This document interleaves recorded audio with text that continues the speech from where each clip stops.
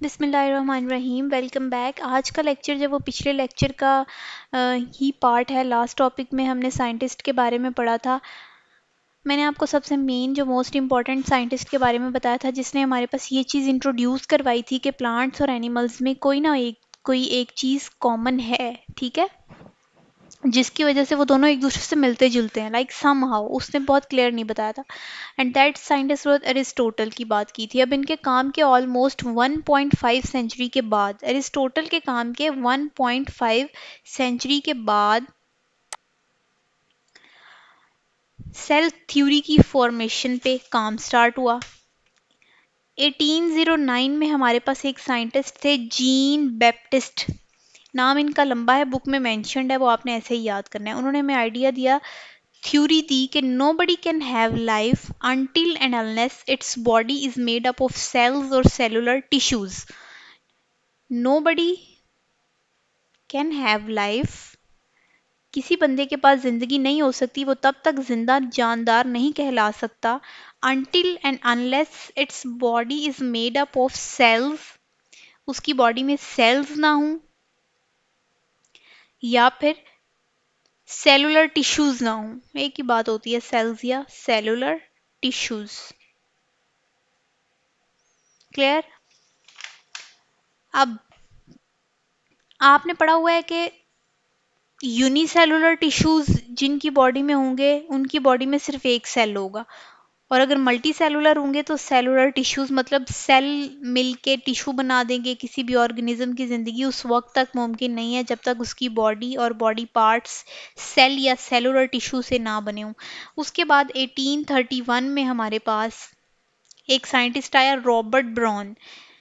He was British botanist. He discovered the nucleus in the cell. उसने cell के अंदर nucleus को discover किया। पहले सेल डिस्कवर हुआ, एरिस्टोटल ने किया, फिर सेल के अंदर न्यूक्लियस को डिस्कवर किया गया 1831 में। किसने किया? रॉबर्ट ब्राउन ने। He was British botanist. उसके बाद हमारे पास 1838 में एक और साइंटिस्ट आया, Matthias. He was also a botanist but he was German botanist. पहले हमारे पास ब्रिटिश बोटेनिस्ट था, अब जर्मन बोटेनिस्ट है। यहाँ से सही सेल की थ्योरी की बात शुरू होती है। 1838 और 1839 में ये दो साइंटिस्ट थे। 39 में एक और साइंटिस्ट था, थ्यूडर। ये जर्मन जूलॉजिस्ट था। इन दोनों ने 1838 और 39 में सेल थ्योरी का फर्स्ट पोस्टुलेट हमें बताया। जो बोटेनिस्ट था उसने प्लांट के बारे में आइडिया दिया, जो जूलॉजिस्ट था उसने एनिमल के बारे में दिया। उन दोनों ने कहा कि प्लांट किस चीज से मिलके बनते हैं? सेल। और एक से ज्यादा सेल होते हैं, यानी मल्टी सेलुलर। दूसरे ने कहा कि जो एनिमल्स हैं वो भी सेल से मिलके बनते हैं। ठीक है, ये चीजें सेम हो गई। तो फर्स्ट पॉइंट ये बना कि all organisms are made up of one or more cells, और सेल्स डिफरेंट तरीकों से ऑर्गेनाइज होते हैं जिससे वो ऑर्गन या ऑर्गन सिस्टम और फिर इंडिविजुअल बनाते हैं। ये सारी बातें आपने लेवल ऑफ ऑर्गेनाइजेशन में पढ़ी हुई हैं। तो हमारा फर्स्ट पॉस्टुलेट क्या होगा? All organisms are made up of cell, one या वन से ज्यादा, वन या फिर मोर देन वन। उसके बाद 1855 1855 के अंदर एक न्यू स्टोरी सामने आई। पहले सेल की डिस्कवरी हो गई, अब न्यू स्टोरी आई कि सेल आते कहाँ से हैं। 1855 में हमारे पास एक साइंटिस्ट था, रिडोल्फ विर्चू, फिजिशियन था, German. He said in his own language, वो फिर उसकी ऑन लैंग्वेज, उसने अपनी लैंग्वेज में एक चीज इंट्रोड्यूस करवाई, that was omnis cellula e सेलुला। ठीक है, क्या उसने कहा? Omni सेलुला e सेलुला। इसका मतलब क्या है? ये जर्मन लाइन थी ना, इंग्लिश में कहा कि all new sales arise from the division of pre existing sales. नया सेल पिछले सेल से मिल से के बनता है, उससे बनता है, उसकी तकसीम से बनता है। ठीक है, क्वेश्चन भी यही था कि सेल बनता किधर से है। ये हमारे पास सेल थ्योरी का दूसरा पॉइंट बन गया, आपको ये एमसीक्यूज में पूछा जा सकता है। अच्छा, उसके बाद हमारे पास अगला 1862 में साइंटिस्ट आया एक Louis Pasteur.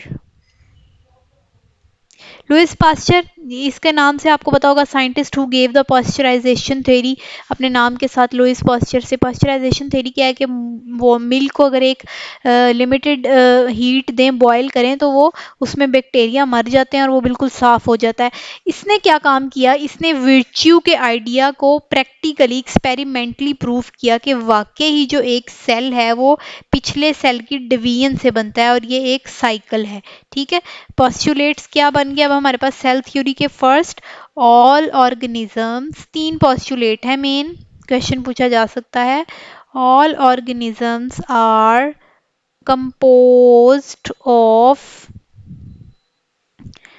one or more cells। Second क्या था? New cells arrive from pre existing cells. Third क्या है? All organisms share a fundamental unit